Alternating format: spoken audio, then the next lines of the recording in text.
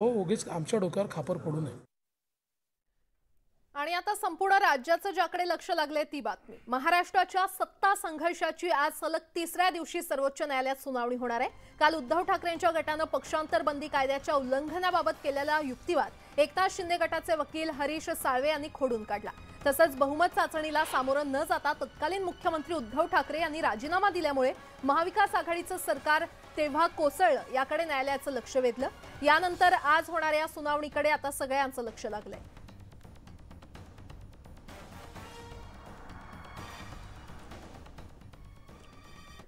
ST महामंडळाच्या कर्मचाऱ्यांचा जानेवारीचा पगार अद्यापही रखडलेला आहे आणि त्याच पार्श्वभूमीवर आज एसटी कर्मचाऱ्यांची प्रधान सचिव आणि परिवहन अधिकारी यांच्यासोबत बैठक पार पडते।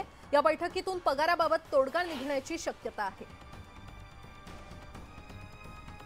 त्यामुळे आजच्या बैठकीमध्ये पगारावर तोडगा निघणार का याकडे सगळ्या कर्मचाऱ्यांचं लक्ष लागलेलं आहे। एसटी कर्मचाऱ्यांच्या पगाराची रखडपट्टी खरं तर अजूनही सुरू आहे। जानेवारीचा पगार अजूनही त्यांना मिळालेला नाही आणि त्याच पार्श्वभूमीवर आज एसटी कर्मचाऱ्यांची प्रधान सचिव आणि परिवहन अधिकारी यांच्यासोबत बैठक होणार आहे।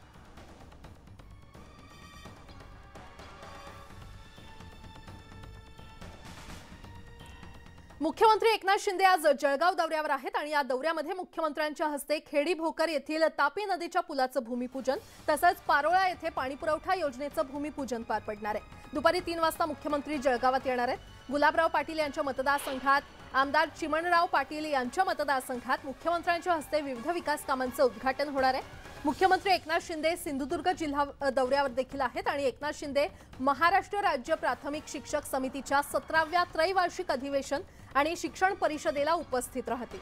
त्यानंतर वेंगुर्ले बंदर येथील झुलत्या पुलाचा आणि निशांत तलावाच्या दुसऱ्या टप्प्याचं ते लोकार्पण करतील।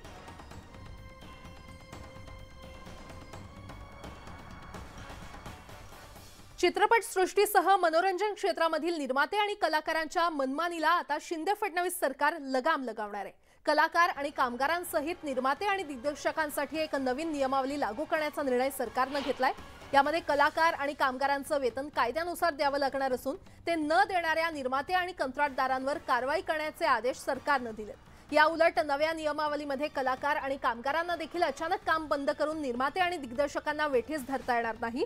सर्वाधिक महत्त्वाची बाब म्हणजे कलाकार आणि कामगारांना कोणतीही समस्या असल्यास तक्रार करण्यासाठी एक नवं पोर्टल तयार करण्यात येणार आहे आणि या पोर्टलवर चित्रपट सृष्टीमध्ये उपलब्ध असलेल्या कामाची माहिती देखील कलाकार आणि कामगारांना मिळणार आहे।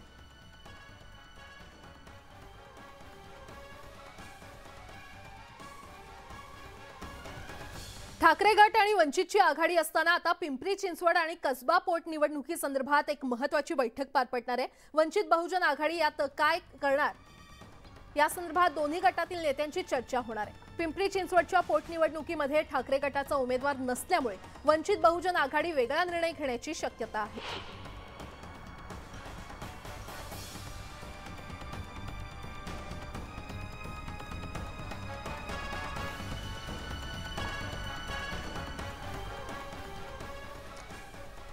आणि आता शिक्षण क्षेत्रातील एक महत्त्वाची बातमी, महाविद्यालय आणि विद्यापीठातील शिक्षकेतर कर्मचारी आजपासून कामबंद आंदोलन करणार आहेत। उपमुख्यमंत्र्यांसोबत झालेल्या बैठकीनंतर मागण्यांसंदर्भात लेखी आश्वासन दिलं जावं अशी आंदोलकांची मागणी आहे। सेवा अंतर्गत आश्वासित प्रगती योजना, 58 महिन्यांची थकबाकी आणि 1410 कर्मचाऱ्यांना 7वा वेतन आयोग लागू करणं या मागण्या या कर्मचाऱ्यांच्या आहेत।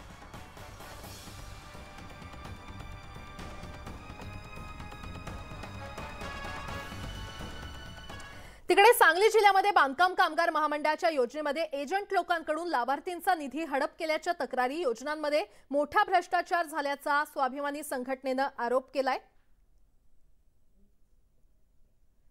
सांगली जिल्ह्यातली बातमी आपण पाहतोय। सांगली जिल्ह्यात बांधकाम कामगार महामंडळाच्या योजनेमध्ये एजंट लोकांकडून लाभार्थींचा निधी हडप केल्याच्या तक्रारी प्राप्त होत आहेत आणि या योजनांमध्ये मोठा भ्रष्टाचार झाल्याचा आरोप देखील स्वाभिमानी संघटनेकडून करण्यात आलेला आहे।